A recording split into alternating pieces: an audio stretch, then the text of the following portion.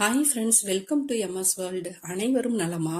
காளானே இல்லாம காளான் பொரி ரோட்டு கடை டேஸ்டையே மிஞ்சுற அளவுக்கு அட்டகாசமா செஞ்சிடலாம். அவ்வளோ அருமையா இருக்கும். கண்டிப்பா ட்ரை பண்ணி பாருங்க. முட்டைக்கோசு நல்லா ஸ்லைஸா கட் பண்ணி இந்த அளவு எடுத்து வச்சிருக்கேன். இதை தண்ணியில நல்லா அலசிட்டு தண்ணி வடிய விட்டு உப்பு வச்சிருக்கேன். இதுக்கு மசாலா ரெடி பண்ணிடலாம். சிக்கன் மசாலா தான் ஒரு 2 டேபிள் ஸ்பூன் அளவுக்கு எடுத்து வச்சிருக்கேன்.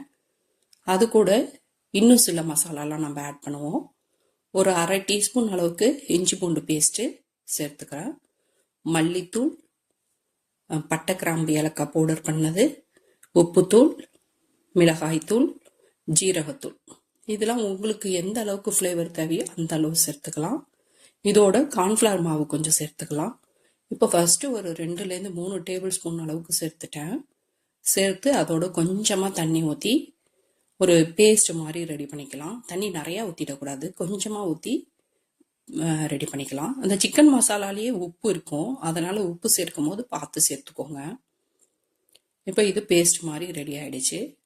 இது கூடவே முட்டைக்கோசை போட்டு நல்லா மிக்ஸ் பண்ணி விட்டுடலாம். இப்போ பார்த்தீங்கன்னா உதிரி உதிரியாக தான் இருக்குது. இந்த பைண்டிங்காக கடலை மாவு இல்லை மைதா மாவு இதை தான் யூஸ் பண்ணணும். நான் இது வரைக்கும் மைதா மாவு யூஸ் பண்ணதில்லை. இப்போ கொஞ்சம் கார்ன்ஃப்ளவர் மாவு அட்ஜஸ்ட் பண்ணிவிட்டு இப்போ மைதா மாவு சேர்த்துக்கிறேன். மைதா மாவு இல்லை கடலை மாவு சேர்த்தாதான் பைண்டிங் பண்ணுறதுக்கு நல்லா ஈஸியாக வரும் உருண்டை பிடிக்க. இதுதான் ஃபர்ஸ்ட் டைம் மைதா மாவு சேர்த்துருக்கேன். இப்போ பார்த்தீங்கன்னா இந்த அளவுக்கு உருண்டை பிடிக்க அழகாக வந்துருச்சு. எப்போ நமக்கு ஸ்மூத்தாக வருதோ அந்த அளவுக்கு சேர்த்துக்கணும். ஏன்னா நல்லா சூடேறினதும் சின்ன சின்ன உருண்டைகளாகவோ இல்லை சின்ன சின்னதாக என்ன விருப்பமோ அது போல் நம்ம அந்த எண்ணெயில் சேர்த்துக்கலாம். பாருங்க அழகாக வருது. இது போட்ட உடனே நம்ம திருப்பக்கூடாது. இது எண்ணெயில் போட்டுட்டு ஒரு 2-3 நிமிஷம் வெயிட் பண்ணிட்டு அதுக்கப்புறம் திருப்பினாதான் அழகாக திருப்ப வரும், இல்லைன்னா ஒட்டிக்கும் உடையும்.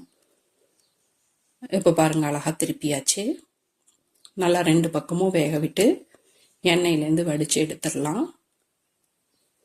இப்போ நல்லா வெந்துருச்சு.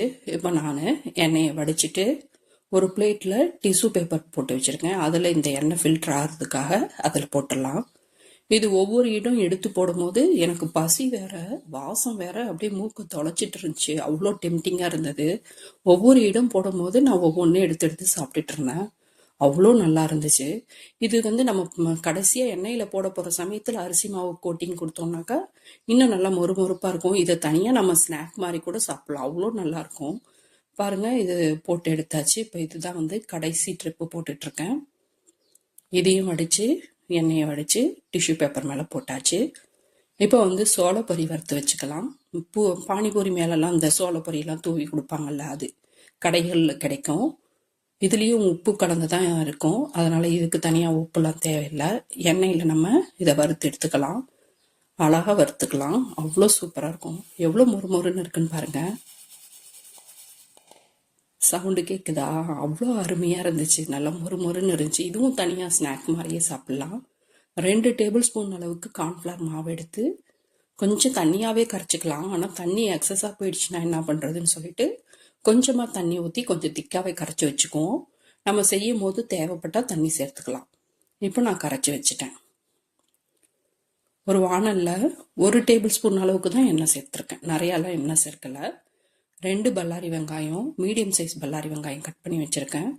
அதை இந்த எண்ணெயில் சேர்த்து கண்ணாடி பதம் வர்ற அளவுக்கு வதக்கி கொடுத்தா போதும், ரொம்ப வதக்க தேவையில்லை. முன்ன சேர்த்த அதே மசாலாவை தான் இப்போவும் சேர்க்க போகிறோம். மிளகுத்தூள் மட்டும் கொஞ்சம் எக்ஸ்ட்ரா தான். முன்ன மிளகுத்தூள் போடலை. பட்டை கிராம்பு ஏலக்காய் பவுடர் பண்ணது, மல்லித்தூள், உப்புத்தூள், மிளகாய்த்தூள், ஜீரகத்தூள், ஒரு பிஞ்சு மிளகுத்தூள். இதை நல்லா ஆனியனோட மிக்ஸ் பண்ணி விட்டுடலாம். எண்ணெய் அதிகம் நம்ம சேர்க்கலாம். நல்லா எல்லாத்தையும் மிக்ஸ் பண்ணியாச்சு. இப்போ 1 டேபிள் ஸ்பூன் அளவுக்கு டொமேட்டோ சாஸ் சேர்த்துக்கிறேன். உங்களுக்கு இந்த டொமேட்டோ சாஸ் சேர்க்குறது ரொம்ப பிடிக்கும்னா நீங்கள் நிறையா கூட சேர்த்துக்கலாம், இல்லைனா கொஞ்சம் புளிப்பு அதிகமாக தெரியும், பார்த்து சேர்த்துக்கோங்க. இதோட 2 மூடி அளவுக்கு சோயா சாஸ் சேர்த்துக்கிறேன்.